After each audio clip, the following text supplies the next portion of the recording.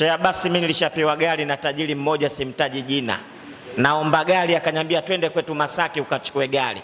Sheikh, Waislamu ule tajiri anipeleka Masaki, ule mtu ana gorofa, yani lile hekalu sio jumba. Nikamwambia hili la kwako, ananiambia hili la kwangu. Sheikh, imekuwaje wewe? Akaniambia na vifaa vyake vya ujenzi nimetoa China, Tanzania hakuna. Kanipeleka mahala kwenye bwawa lake, ananiambia bonyeza maji yanabadilika rangi, lakini mimi akili nanipa, huyu ananichelewesha, mimi nataka gari. Sheikh alinipeleka katika sehemu moja, tumenda uwanjani kwake uwani, ana V8 kama 20. Nikasema du, Shafi nakula V8 leo. Na nikasema huyu bwana akiniambia kuchagua, nachagua ili jeusi ili ndo kama la watu wasiojulikana vile ndo nalitaka ile. Na nikilipata mara ya kwanza, nikilipata moja kwa moja kwa Mazinge uwani kwake kupiga misele pale. Nikamwambia mimi nina V8. Kaambia Sheikh, yote yako haya? Kaniambia mengine matatu yako China yanakuja. Nikamuuliza, umejenga misikiti mingapi? Akaambia kuna msikiti mmoja nimetoa bati 5 hapo. Nikamwambia wewe mtu wa peponi wewe, nimwambie motoni nikose gari? Nikampa na pepo.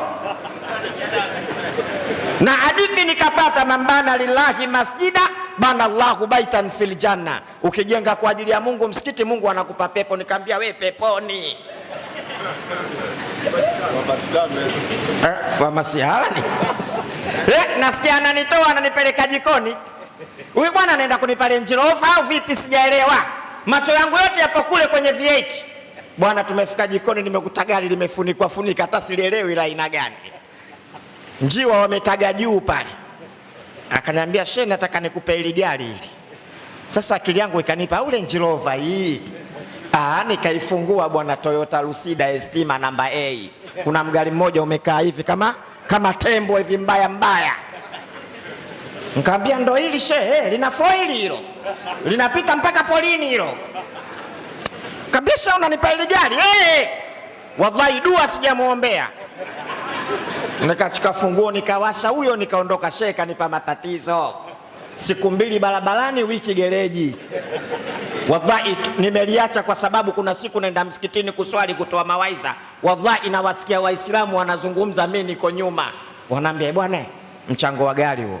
Usiswali mbele, swali nyuma. Huyu Sheikh Shafi lazima mchango wa gari huo. Toka siku hiyo ndo nikaachana nalo, silitaki tena. Sasa hivi napanda bodaboda.